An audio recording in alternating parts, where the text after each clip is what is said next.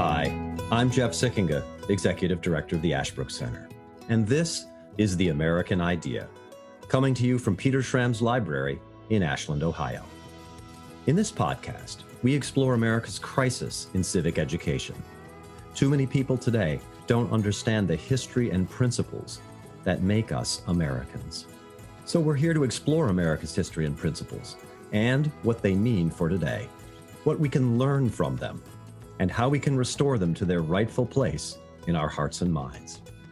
We think it's the most important thing we can do as Americans to keep our experiment in self-government alive. So thank you for joining us in this important conversation. You can learn more about Ashbrook and the work we're doing with students, teachers, and citizens at ashbrook.org.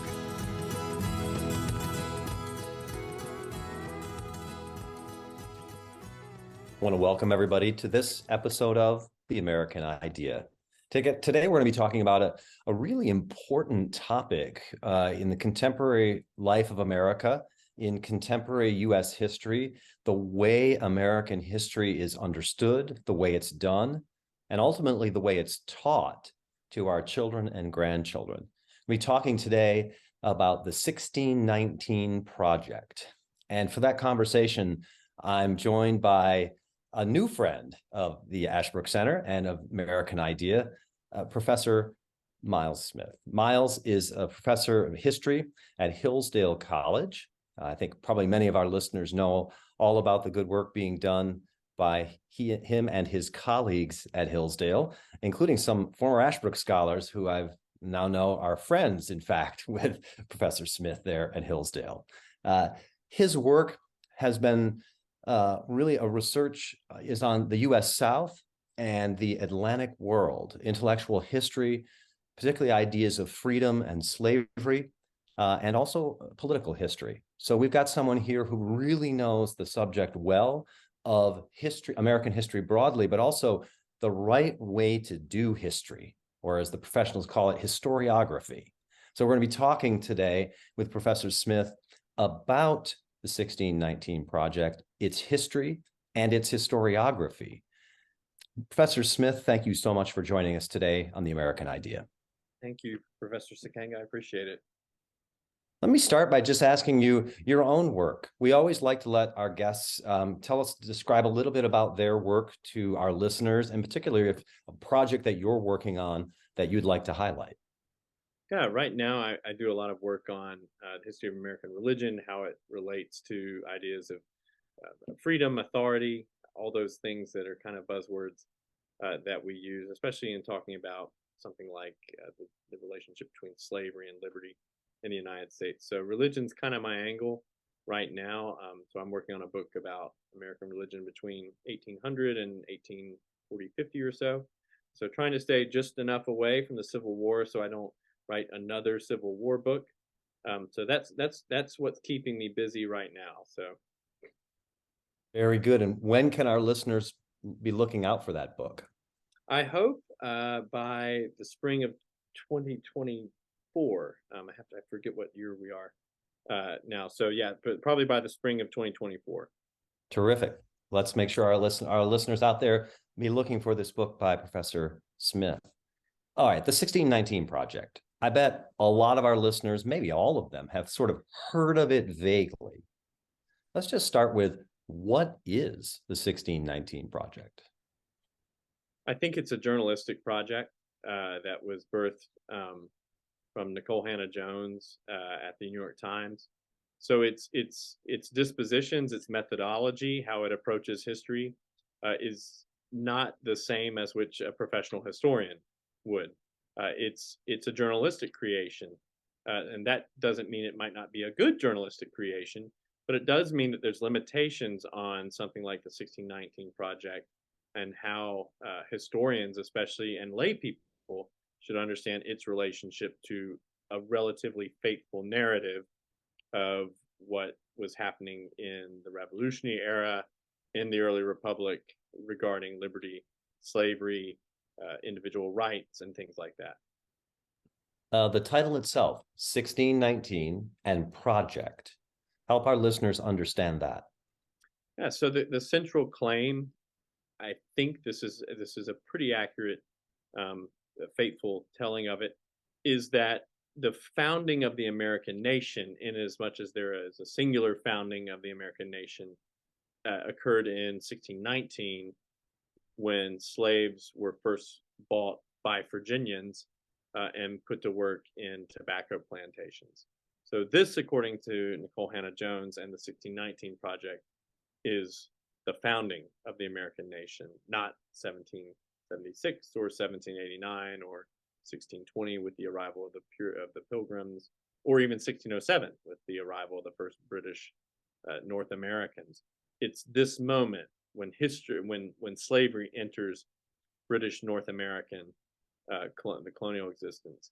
I think one thing worth noting is I think this is not the first time slavery's occurred in North America, but it was the first time it had occurred in British North America. So that's the central claim, that 1619 is the founding of the American nation. So why is it called a project?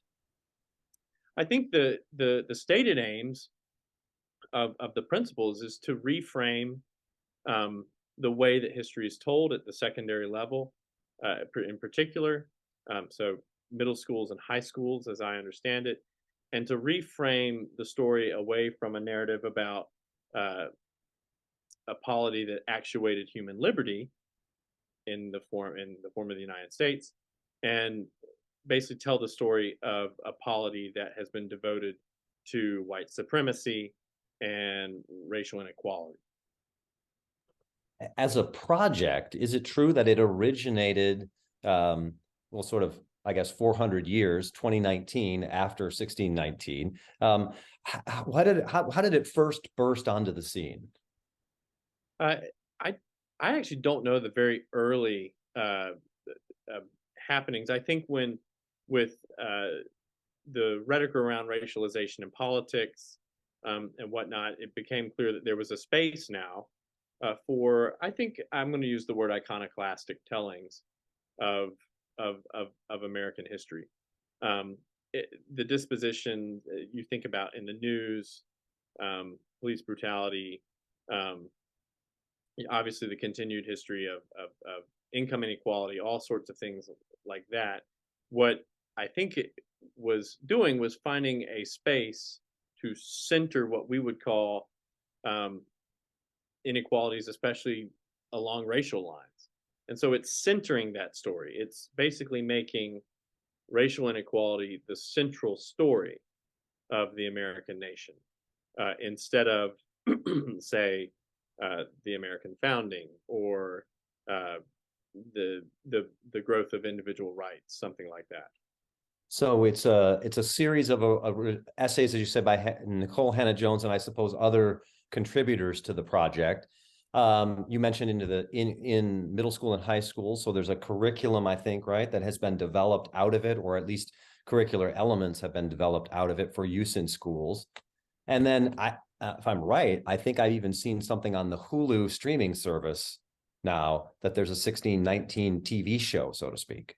Yeah, there is Hulu's made a docudrama out of it. It's very well done, and it's nicely executed. The visuals are very good, and so obviously there's a lot of money going into this project, and that Nicole Hannah Jones has managed, I think, to make it really a cultural moment. Yeah, in fact, I think I've even seen 1619 hats, baseball caps, and other things. So there's merchandise now, I guess. All right, you said, though, it's a journalistic creation, and Nicole Hannah Jones is a journalist, not a professional historian. You're a professional historian. A number of professional historians across the political spectrum have engaged the 1619 Project as history, and talking about its veracity or lack of veracity as history. Tell us about the 1619 Project and its relationship to I think you called it a faithful narrative of American history. I think as historians, as professional historians, we read what lay people call primary sources, and we rely as much as we can on what's on the page. That's the way we do history. We have to sort of use the written narrative of human experience that's done through a variety of different type of documents, and we read what's on the page, and so we try as best we can to sort of assume that there is some sort of relationship between what's on that page and what the person is saying they're going to do, or what they believe, et cetera, et cetera, et cetera. So what we don't do is create a story and then go back and sort of use documents to support the story that we've created. For historians, we have to sort of let those documents lead us to a story. We can't kind of predetermine where it goes. With, say, a journalistic project, if someone feels strongly about something, you can go find a group of documents and do a lot with them. Historians methodologically don't do that. We don't have a set sort of end result of what we think a document is going to lead to. We may have a hunch, but we don't really set up the end for what the document's going to lead to. So there's a kind of, and maybe this is the wrong word, and if it is, correct me, is there a kind of polemical quality to the 1619 project? It's innately polemical, I think. Obviously, you can't find a document written by any Virginian in 1619 that says, "Hey guys, why don't we found a nation on slavery?" There isn't anything that says that. And so what you sort of have to do is basically tell people, "Hey guys, there's a story that hasn't been told here, and we know this story happened because this thing happened down the line, and so now we have to go kind of get the pieces in the past and set them up in such a way that they tell this story." So it's innately polemical. It's about essentially how to tell the story that you want to be told without sort of even necessarily seeing where the documents go themselves. So when I'm looking at the 1619 project, to my mind, and correct me or modify, revise what I'm saying here, but to my mind, it does raise two important questions. One is just the simple fact of, 1619. Okay, so when was the founding of America, right? And how do we decide that? And the second question to my mind is, okay, what's the best way to really do history? Take the first question and unpack that for us a little bit. It does seem to raise the question. It's not 1776, as you said. It's not 1620. It's not 1789. It's 1619. What's the argument that the project makes for that date? The argument that's made is essentially an argument by implication. The implication is that America is a society that's racist and unequal by nature, so that therefore there must be a first cause of racism and inequality, and the most readily identifiable first cause that was identified by the creators of the 1619 Project was the introduction of African slavery in 1619 into Virginia. I think that the problem with that is, of course, this idea of foundings. Historians, I might say the American Republic was created as a constitutional entity in 1789, but a historian probably wouldn't even say that America was founded in 1789. We probably wouldn't say America was even founded in 1776. And historians and political scientists use different words to describe the creation of political entities. But by founding, it sort of implies almost a metaphysical sort of baptism of whatever event is going on. Historians, we don't operate that way. We're not looking for those sort of grand founding moments. And so as a historian, I probably couldn't say that America was founded in any given date. I could say that the Constitution created a republic, or the republic was created on a certain day. But founding implies almost this kind of total metaphysical, almost cosmological sort of creation. And it's hard to find that in any given historical moment. So if the 1619 Project says, no, there was this decisive moment, as you say, 1619, the introduction of African slaves. And from then on, that's both a product of racist ideas, but also then perpetuates and strengthens those ideas in the United States and creates what you said, inequality, white supremacy, racial hegemony, injustice, all of that through the slave system and then beyond. All right. If that's the basic narrative, if that's the story the 1619 Project is trying to tell, who are some of the important characters in their mind in that story? Every story has heroes, every story has villains. Yeah, I think the characters are colonial and early republic leadership. You can think of it's kind of the group we call the founding fathers. I think what's interesting about the 1619 Project is it doesn't ever get down too deep in the woods of specific historical actors doing specific historical things. And part of that's because that's not its point. If you get down and you drill down on what a specific historical actor is doing, you might find that it actually clouds the story. It messes with the narrative. And so what you have to do is just say something like, well, George Washington owned slaves. Yeah, he freed them at his wife's death, but he owned slaves.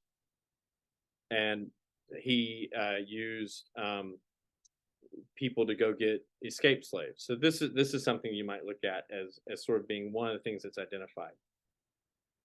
The problem with that is his relationship, and will say it doesn't deal with how he related to, for example, the institution of slavery at the federal level.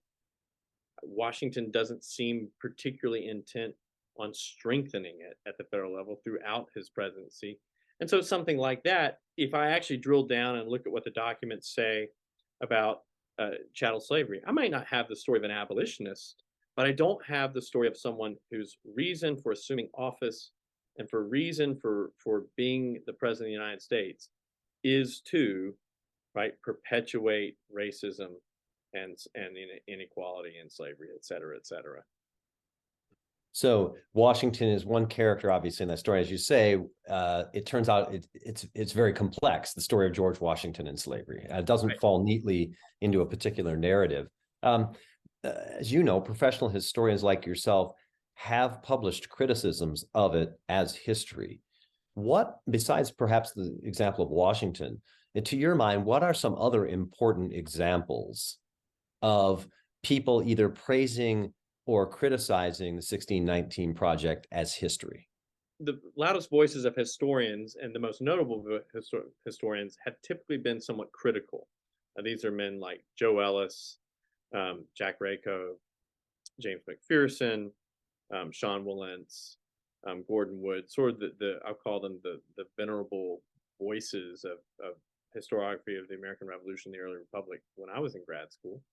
These men are uncomfortable with it, I think precisely because the documents written in the revolutionary era are of men, for the most part, pretty uncomfortable with chattel slavery. That does not mean they're all abolitionists. That doesn't mean any of them would sign on a line saying, I'm an anti-slavery devotee. But nonetheless, if the central claim is that the founding of the American nation is something that's devoted to perpetuating a specific type of racist inequality, you can't find people not only celebrating that idea, you can't even find people comfortable with it as you go through the documents surrounding the 1770s and 1780s. There's a lot of men actually who say the opposite. They're pretty uncomfortable with it. Something they imply is going to have to change. You can think of a man like even Southerners, Henry Lawrence. Jefferson has his own quotes that show he's not particularly comfortable with it. All sorts of quotes that you can find. And I think these historians just recognize there's a kind of a treasure trove of documents of guys who are at least uncomfortable with it. This is not the documentation of a group of men who are setting out to create a republic sort of founded on sustaining a certain idea of inequality or sort of racist division, whatnot. That might have been incidental because of the social foundations of their given societies. But it wasn't the point. It wasn't the telos of the creation of the American Republic. And I understand that some of the claims that were made, historical claims that were made in the original set of essays, when they were subject to criticism, have been modified to some degree. I'm thinking of one, for example, of the one of the reasons, or the main reason, that the colonists wanted to separate from Britain was because they were afraid of an abolitionist movement starting in Britain coming to them, and so they wanted independence for the sake of preserving the slave system. Yeah, that particular criticism is a useful one because, of course, the American colonies weren't the only ones that had slavery. Most of Britain's colonies in the Western Hemisphere had slavery. So why didn't the Bahamas or Barbados or Trinidad or Tobago or Nevis or one of the other islands, why didn't they join up to protect slavery? Why were they comfortable in the British Empire, which ostensibly was going after slavery? Jamaica is a good example. So if that's the central sort of motivation, it doesn't explain why these other groups, why these other colonies didn't participate in the American Revolution. And so it's a useful criticism on that in that regard. If you're looking at this and trying to evaluate it historically, the sort of arc of the story as it goes forward, in your mind, as someone who's studied this, what are some of, you mentioned one of the characters, George Washington, who's present. Who are some of the other characters in this story that you would expect to be present who aren't, or who are present and that's a little surprising to you? That's a good question. One of the things about the 1619 project, the book that has sort of, I think, compiled the material, is that it's surprisingly heavier on 20th century figures than one might expect for a book that's spending most of its energy litigating a tradition that is, according to it, ostensibly found in the 17th and 18th centuries. There's not a lot of intellectuals from the 18th or even early 19th centuries in the text. I think it's telling that actually the abolitionists don't show up a lot. Anti-slavery politicians don't show up that much, and I think the reason why is because, by the lights of the 1619 project, what's happening isn't really abolition or anti-slavery. That those movements didn't really work. That the the Civil War doesn't really free slavery. That the Emancipation Proclamation doesn't really do anything. So I think that the essential sort of interesting thing for me about it is that for 150 years since the Civil War, there's just been an understanding there's a group of people who are agitating against slavery, even as either as politicians or as writers or cultural figures or whatever, and that they had some impact. May not have had a lot, but they had some impact. And I think that the 1619 project's proposition is essentially that they didn't really do anything, that nothing really changed. Not even the Civil War changes that much. So I think my question has been, if this is a tradition that has always sort of been there, it seems like you would spend a lot of time litigating the 17th and 18th and 19th century. And there's quite a bit of 20th century material in there, especially when regarding law enforcement. So someone like, for example, the great Black abolitionist of the 19th century, Frederick Douglass, who clearly, if I'm thinking of his speech, "What to the Slave is the 4th of July," it's a searing criticism of the current generation he's speaking to in the 1850s. But in part, his criticism is, we're not living up to the principles of our founding. And I think he explicitly cites the example of George Washington in that speech. And even Washington could not go to the grave without breaking the chains of his slaves. Yeah, a genius idea of the American founding. That's Douglas's language, absolutely. And so does he appear, for example, as a prominent character in the 1619 story? No, he's not a particularly prominent character. There's allusions to him, but again, he's not doing the right things. His statements aren't saying the right things. Douglas, for example, is a ferocious devotee of what we might call the quote unquote American founding, especially after the Civil War. He's a devotee of the Republican Party. He says at one point he views it as the most important protector of rights for slaves. So I think Douglas is not going to appear because he's not saying something that necessarily neatly dovetails with the polemical direction of the 1619 Project. And then you said, of course, that there's a lot of characters from the 20th century that come into the story. I think if our listeners would be thinking of the struggle for equality, equal citizenship, they would be thinking of people like, they might think of Booker T. Washington in the 20th century. They might think of W.E.B. Du Bois and the argument and the debate between those two. They would certainly think of characters like Martin Luther King Jr., figure very prominently in the way that many people think about those issues. Are they present in any significant way in the 1619 story? Yes, but when they are, and Martin Luther King's a good example, what's happened is that Martin Luther King is presented, for example, as someone who was more radical than what he's traditionally been presented as. I think of, for example, the language that he uses regarding based nonviolent protesting.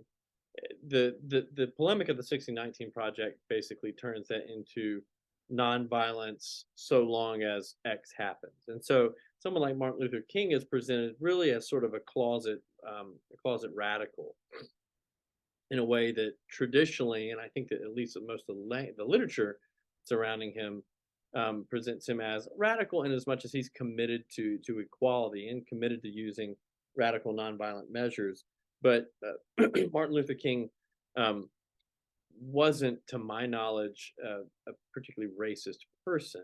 He didn't have a sort of hatred of whites, nor did he have a polemic where it's sort of accusing whites because they were white of being racist or being devoted to inequality. It was always the inequality itself that was the issue. So I think that some of those figures are being racialized in ways that is not traditionally been done with them. What about the other question then? Not only just sort of what's the founding of America and sort of what's the story of America as it unfolds, but the question of how do we best do history? It seems like the 1619 Project, as you said, wants to reframe American history around this date and around the issues that come out of it. The implication is that's a better way to do history than how historians have been doing it up till now. What do you think about that methodological argument? I think that it's a good one. I think one of the questions that I wonder is, we typically think that history is neutral. We use this word that history is neutral. I think what we've always realized is societies tell the stories they think need to be told. They privilege aspects of history they think are necessary to privilege for the maintenance of what is good about their society. And so, obviously, for example, we would tell the story of the development of individual freedoms and civil liberties as an important part of the story of the United States.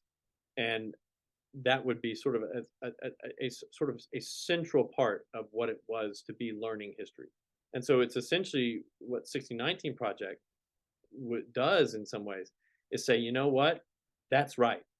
All these other states that were sort of refusing to allow slavery in, Abraham Lincoln, all the experience of free states, the experience of anti-slavery politics, that wasn't actually the story that should have been told. The Confederacy story was the one that got it right, because they understood this was really all about slavery and racial inequality, a la the American South, from the get-go.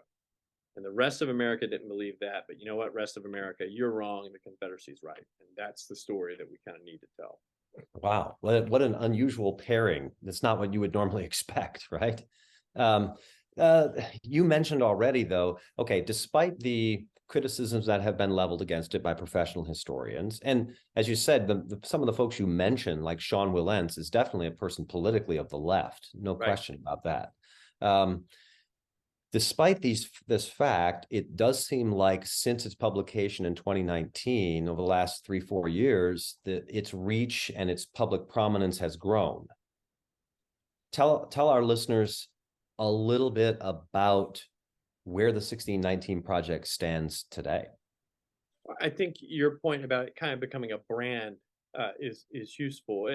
It's a telemedia creation, and I think this is part of what makes it powerful and influential. Telemedia drives so much of our conversation, social media, television, things like that. And so, really, if you've got something that's kind of hitting the things that get you that engagement on social media and telemedia, you're going to get interest in it no matter what. The novelty of it, it's transgressive in particular ways. And so I think that we live in an era where civil catechesis isn't done the same way it used to. And so we live in an era where people are deeply sort of, I think, not only divided, but they're unsure of, can I trust this story that the United States actually did create a government that cared about individual liberty? And the answer would be, well, yes, you can. And the answer back would be, well, what about slavery? True. Right? We recall a narrative that's human. We understand that injustice and justice coexist along with a lot of other things. But societies, to sort of perpetuate themselves, sort of tell people things that they need to know that will make them do what they should. Right? The reason why we don't tell people that racism and slavery is the point is because we don't want people to think that racism and slavery is the point. And so I think what's happened is over the last few years, I think it's probably 10 to 15 years, there's been sort of discomfort with, or a discomfort with relying on the narrative that was, I think, probably told for a good solid 150 years about, yep, the U.S. government, imperfect as it was, incrementally brought about, through thick and thin and through fights and all sorts of things, eventually got to the place where African Americans could enjoy civil rights. If the Confederacy story was the one that was told, we would say, well, there's a problem with that. So I think people are uncomfortable sort of with relying on history, and that has a lot to do with probably history as a profession, telemedia, and all sorts of things. I wish I had all the good answers on that. Well, let me push you on one part of that answer. Yeah. What, in your mind, then, what's a better way to teach American history, whether it's at the college level where you and I might happen to be, or whether it's at the high school, middle school level, elementary school level? What's a better way to teach American history? I teach at Hillsdale College, and we kind of understand ourselves as standing within a certain intellectual tradition. And we you can use throwaway words, Judeo-Christian, Western, whatever you want to use. And so I think at baseline, we kind of understand that there is truth, and truth can be known, and that truth can be known in the written narrative of human existence. So I think that's kind of a small baseline thing, but it's substantive, because if I'm learning about human experience and I understand there is truth, that's going to inform what I go look for.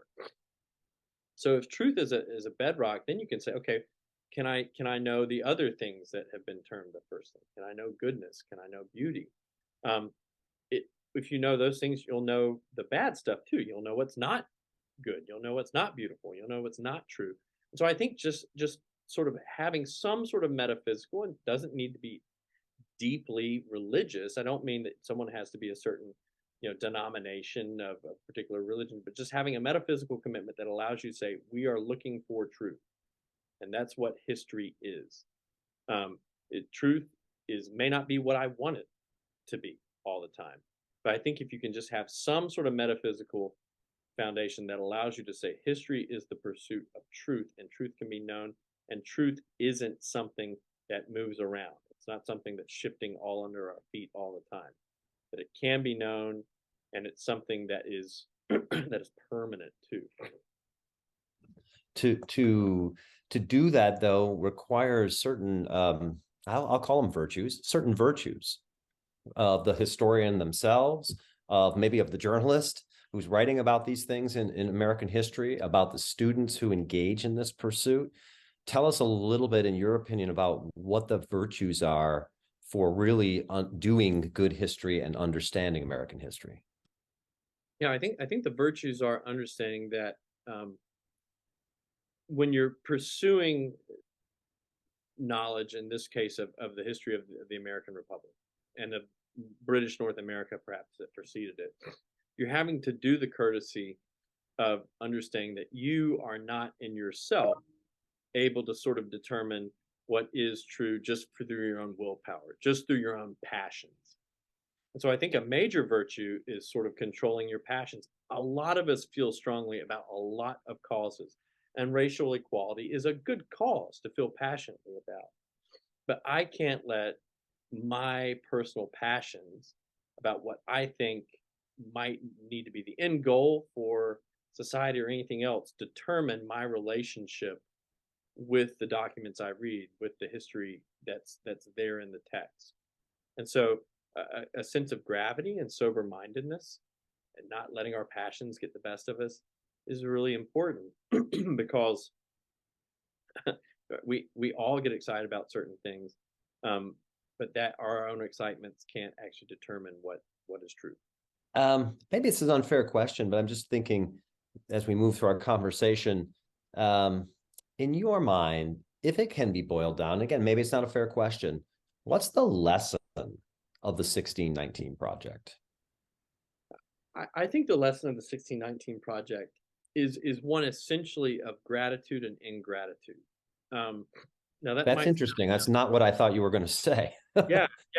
In as much as there are virtues, I think of gratitude as something that's something everybody can kind of say is a good thing, no matter what your religious views are. It's good to be grateful.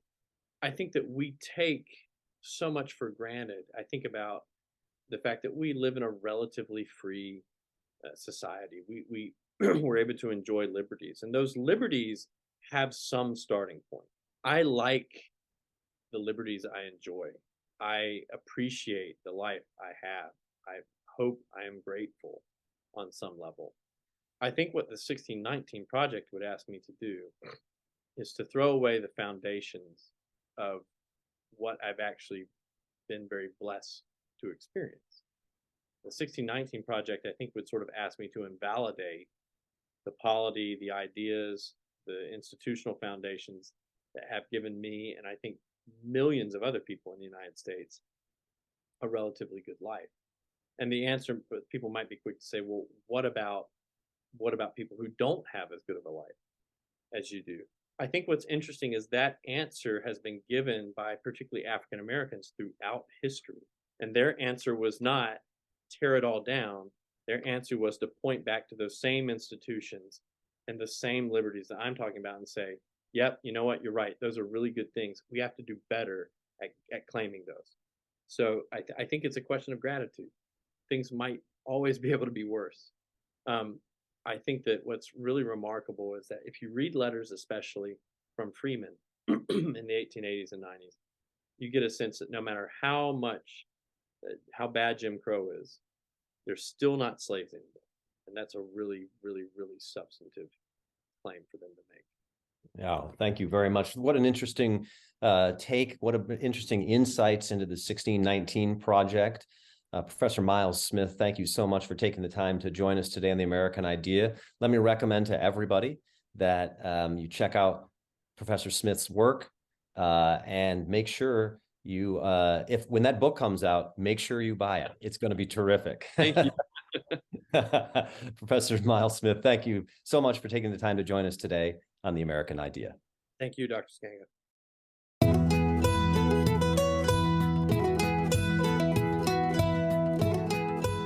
Thank you for listening to this episode of The American Idea. If you enjoyed this episode, remember to subscribe at Apple Podcast, Spotify, or wherever you get your podcasts, and leave a 5-star review. If you want to learn more or get involved in Ashbrook's vital work, visit our website, ashbrook.org.